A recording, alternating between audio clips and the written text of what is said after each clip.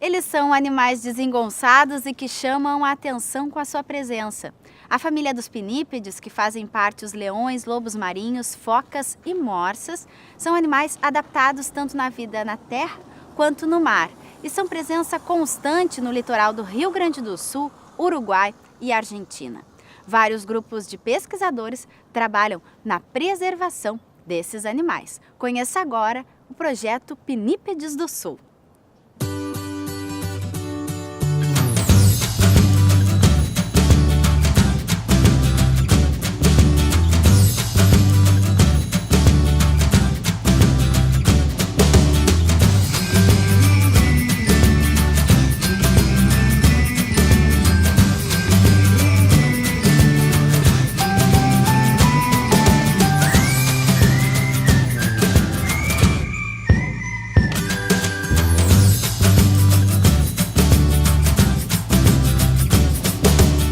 O termo pinípedes vem do latim pinna e podus, que significa pé em forma de pena.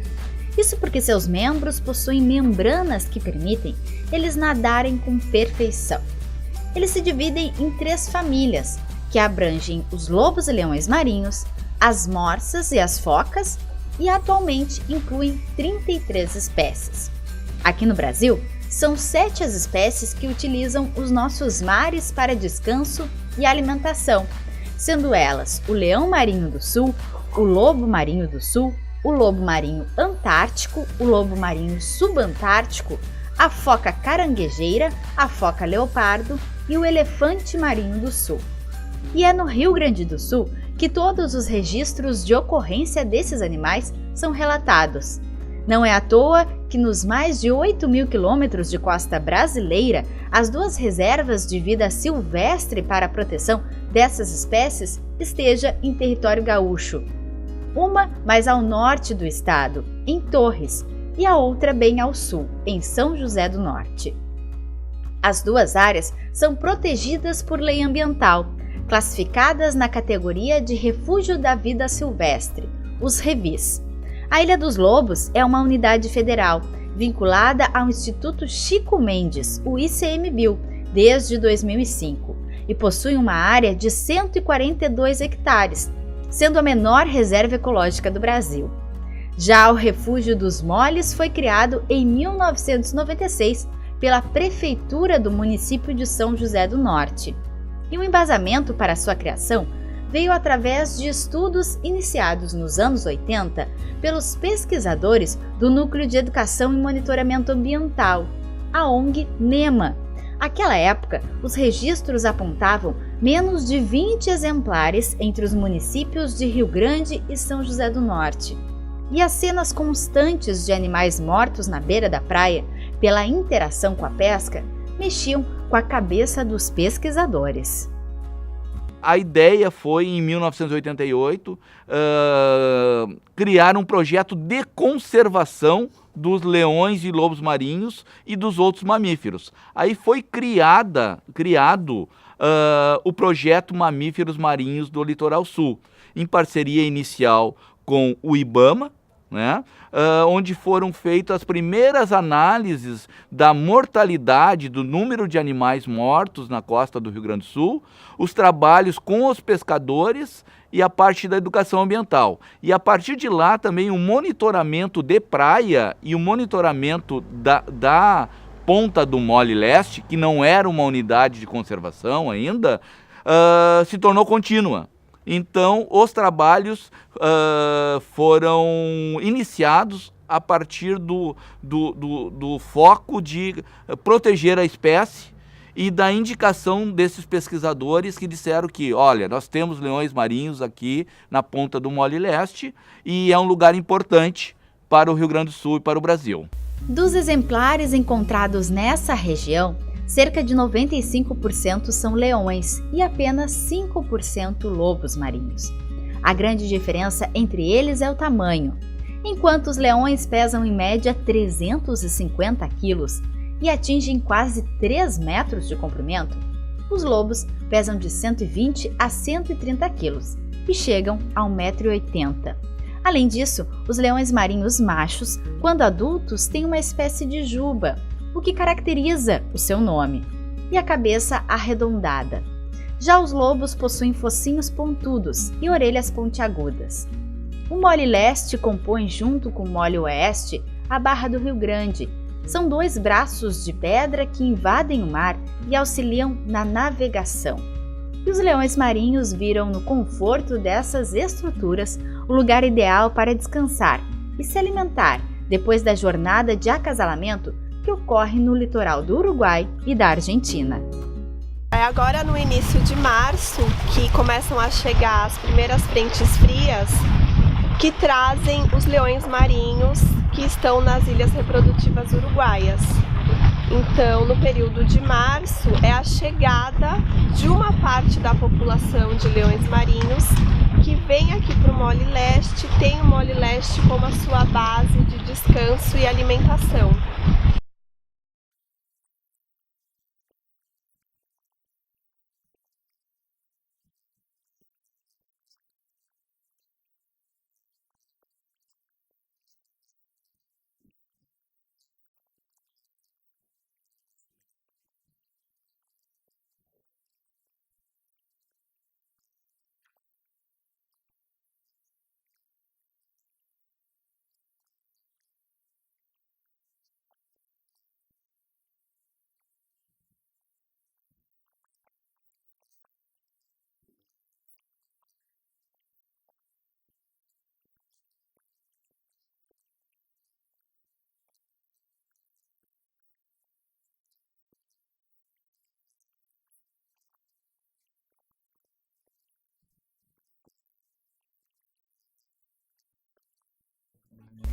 Os resultados da criação das unidades de proteção para a vida desses animais são confirmados em números. As taxas de ocupação e números máximos passaram de 20 animais em 1986 para 2016 em torno de 120 animais. Então nós temos, não quer dizer que a população seja de 120 animais. A gente consegue ver um aumento do uso da unidade de conservação e da região costeira do Rio Grande do Sul, em função das ações de proteção, com a criação do Refúgio da Vida Silvestre do Mole Leste, esforços de proteção também no Refúgio da Vida Silvestre da Ilha dos Lobos, onde ocorriam muitas matanças de leões marinhos, e os trabalhos de conservação, né, e educação ambiental junto aos pescadores e filhos de pescadores.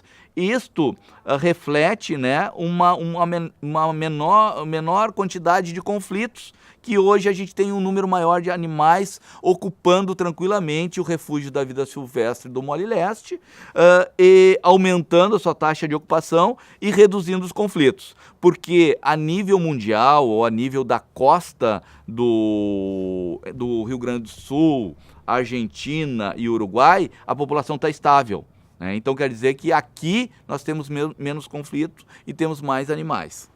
O projeto Pinípedes do Sul, do NEMA, trabalha em diversas frentes para a proteção e conservação desses animais, sendo uma delas o da educação ambiental.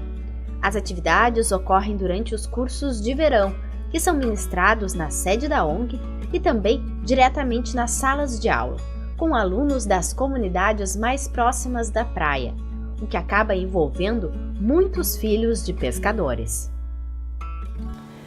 Esse projeto, ele tenta sensibilizar e conscientizar as crianças em relação ao meio ambiente e as suas formas de vida, e são realizadas atividades psicofísicas e de educação ambiental ampla, assim. Então as oficinas, elas são baseadas numa palestra teórica sobre algum tipo de tema, e depois a gente faz uma atividade de arte ou alguma atividade física com as crianças sobre esse tema. O trabalho se desenvolve principalmente com comunidades de pescadores em razão da interação negativa que é vista dos pinípedes para com a pesca. Por serem animais carnívoros e precisarem de grande quantidade de alimento para se manter, eles acabam competindo com os pescadores pelo mesmo produto. Os leões marinhos, eles são animais topo de cadeia trófica.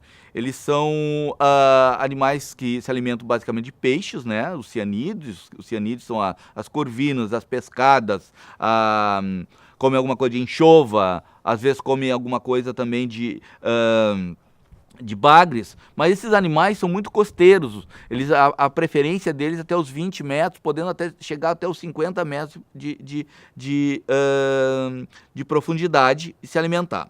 Aqui, a nossa região costeira do Rio Grande do Sul é um dos lugares mais produtivos do Brasil.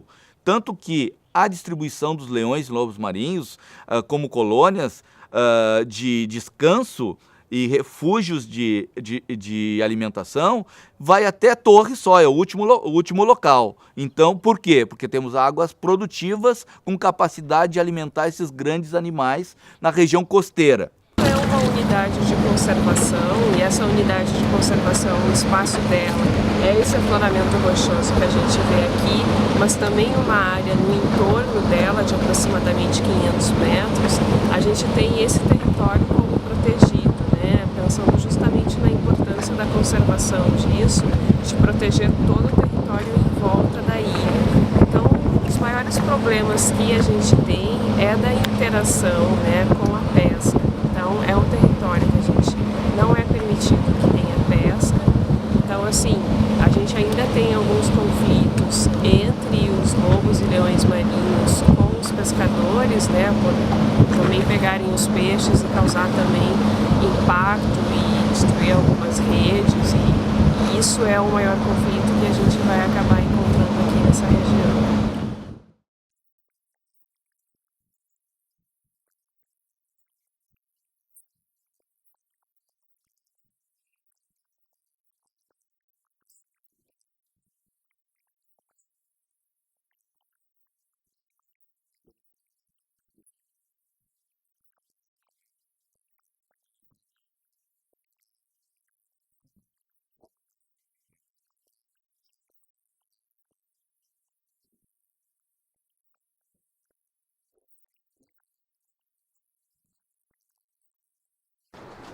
A confirmação dessa interação negativa acontece principalmente durante os monitoramentos de praia, em que vários animais são encontrados com lesões provindas de redes de pesca. Esse processo de monitoramento faz parte do projeto Pinípedes do NEMA e consiste em percorrer 360 quilômetros de praia divididos em 2 trechos. 130 quilômetros do Mole Leste, em São José do Norte, até a Barra da Lagoa do Peixe. E os outros 230 quilômetros aqui do Mole Oeste, no Cassino, até a Barra do Chuí. No monitoramento de praia, nós encontramos esses animais amarrados em cordas. Como eles são muito pesados, para eles serem tirados do barco, eles precisam amarrar, colocar no guincho, e quando são colocados na borda do barco, eles cortam a corda e esses animais vêm a parar com a corda na praia. Então a gente vê que existe então uma interação negativa, né, desses animais com a pescaria. Nós geralmente no monitoramento de praia nós encontramos tanto os animais mortos quanto animais descansando e animais debilitados, certo? Então nesse protocolo, quando ele está morto, a gente preenche a planilha, né, e registra, identifica qual espécie, vê biometria, né, e faz uma marcação para não recontá-los numa próxima saída. Quando os animais estão bem, sadios, a gente faz uma avaliação e acredita que ele está bem, apenas anotamos, né, o local desse animal e fazemos não fazemos a marcação. E animais, quando estão debilitados, né, ao nosso ver, nós recolhemos ele e encaminhamos ao Centro de Recuperação de Animais Marinhos, lá no Museu Oceanográfico. Por serem animais de muita força e com dentes afiados, o manejo na hora de recolhê-lo na beira da praia exige uma técnica diferenciada.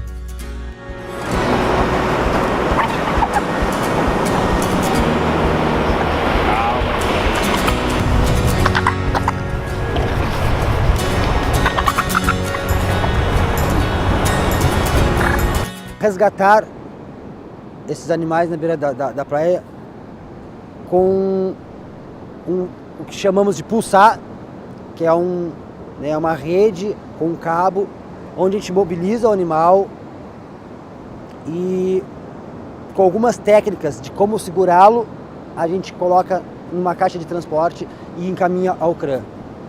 O CRAM, Centro de Reabilitação de Animais Marinhos da Universidade Federal do Rio Grande, é o local onde todos esses animais recebem tratamento especializado.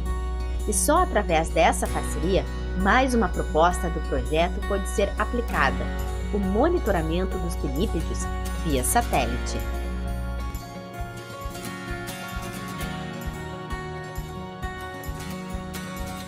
Esse é um desafio para todos, né? O projeto Pinípedes do Sul, do NEMA, do CRAM, e a gente tem várias informações que a gente tem expectativa. De onde vêm esses animais realmente? Quais são as ilhas?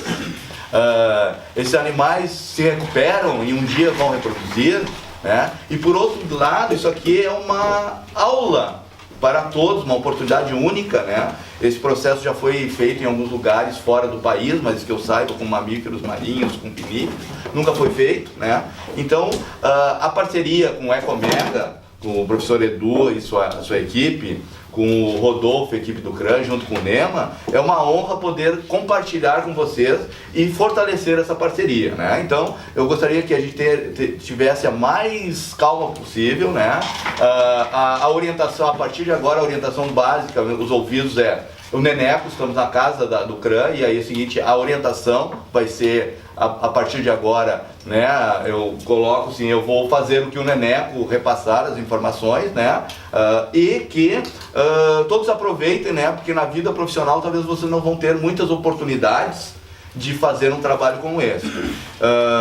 Eu demorei quase 30 anos para conseguir isso. Conseguimos recursos em função de um projeto o projeto Pinípedes do Sul. A ideia é que sabemos que nem tudo vai dar 100%, mas nós vamos avançar, e os próximos, né, nós temos uma sequência são 6 transmissores, nós começaremos com 3, e nessa fase a ideia é botar no leão marinho também, ter um sensor de profundidade também, temperatura.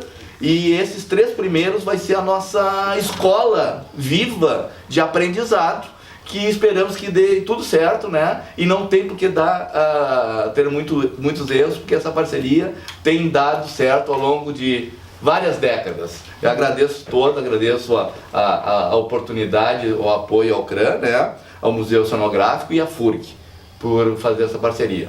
E vamos lá, mão à massa. Primeiramente, então, a gente vai fazer uma leve sedação no animal, né, para que esse animal fique um pouco mais tranquilo, facilitando o nosso manejo, né. Posteriormente, então, a gente vai capturar esse animal. Após a captura, então, a gente vai fazer a contenção, né. Fazendo a contenção, a gente vai começar todo o procedimento de colocação do transmissor satelital, né? Então vai ser um procedimento com muita cautela, procedimento pioneiro aqui na espécie, nos pinípedes aqui no Centro de Recuperação de Animais Marinhos. Esse é um transmissor que tem 2 sensores. Ele tem um sensor de seco e molhado, tá? E um sensor de temperatura. Então ele vai transmitir por volta de 1 ou 2 vezes por dia, dependendo da coincidência da transmissão do sinal e a passagem dos satélites, essas informações. Quando o bicho vai mergulhando, ele para de transmitir e fica coletando dados de temperatura. Quando ele chega na superfície, ele tenta transmitir tanto esse dado de temperatura e percentual de tempo de seco e molhado, quanto a posição, não pelo GPS, mas a posição através da posição do transmissor em relação a essa constelação de satélite do sistema Argos. Um procedimento complexo que exige uma equipe alinhada e de grande competência. Depois de colocar os transmissores, a melhor parte: liberar os lobos de volta à natureza e acompanhar seu deslocamento no ambiente.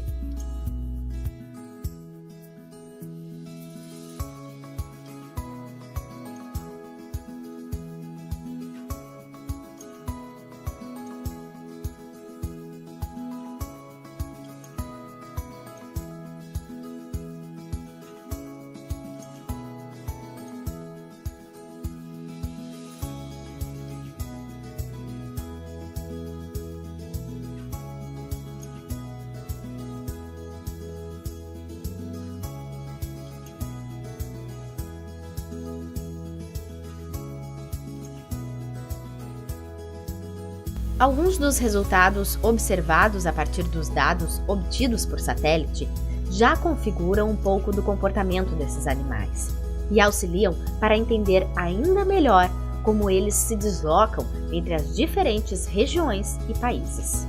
Há indicações fortes que os animais que vêm para a nossa costa reproduzem nas ilhas na frente do Cabo Polônio e também nas ilhas dos Lobos, Islas Lobos, na frente de Punta del Este, porque um dos animais mostrou a ida para esses lugares, ficou vários dias. Então, mas isso não chegamos ainda a uma resposta conclusiva, porque foram só esse foi dos 4 marcados, só esse que mostrou melhores informações. Em diferentes partes, com diferentes atuações, mas com o mesmo propósito: proteger e conservar os pinípedes. Uma crença também os une, a de que podemos evoluir no diálogo do homem com a natureza. Eu acho que esse mundo seria um mundo onde eles pudessem vir para cá, né? Onde eles pudessem fazer o ciclo natural deles e que eles não se sentissem ameaçados, que eles não tivessem essa interação negativa com a pesca, né? Mas que a gente também tivesse espaços onde os pescadores pudessem fazer a pesca de uma forma sustentável e que a gente acredita que é possível que eles consigam viver de uma forma harmônica, né? Sem prejudicar o outro. A solução, né, dessa harmonia entre o homem e a natureza, ela vem do diálogo, o diálogo entre os próprios seres humanos, né, que estão utilizando aquele local. E acredito que uma forma de atuação bem forte é a criação das unidades de conservação e a sua efetividade. A questão dos leões marinhos, a gente tem colocado dos leões, lobos marinhos. Hoje a gente já tem, por exemplo, assim, quem anda nas ruas de Rio Grande, assim, já está vendo leão marinho por tudo que é lugar. Então isso já foi incorporado na sociedade, uma coisa que há 30 anos atrás ele era olhado não tinha, ninguém sabia que tinha, né? Esse animal atrapalhava e hoje ele já está incorporado, né? Símbolo da festa do mar, tem alguns pontos, algumas paradas de ônibus, alguns lugares, ele já está incorporado. Ele foi considerado por uma lei municipal a espécie símbolo do município, né? Então isso já foi incorporado. Mas o que a gente quer que seja incorporado? A conservação dos oceanos. O leão marinho e todos os mamíferos marinhos levaram a mensagem, né, de proteção de nossa vida, nossos mares. A criação, né, de espaços de conservação, áreas marinhas protegidas, que nem a área marinha protegida do Parque Nacional do Albardão, que seria um local muito importante para conservar tanto os leões marinhos, como as toninhas, como as baleias e dezenas de outras espécies em extinção, e que os mamíferos marinhos junto com toda a biodiversidade, só vão estar protegidos se tiver uma rede de áreas marinhas protegidas, né? E esses grandes mamíferos marinhos servem como símbolos, né? E como espécies bandeiras para alertar, né, para a conservação dos mares. É muito gratificante, porque é um projeto onde abrange muitas áreas na área ambiental mesmo. Entendeu? E aí é onde a gente faz um trabalho desde vê-los doentes da praia até encaminhá-los ao CRAM e depois retornar e reintroduzi-los ao seu habitat natural. Sinto muito bem com isso.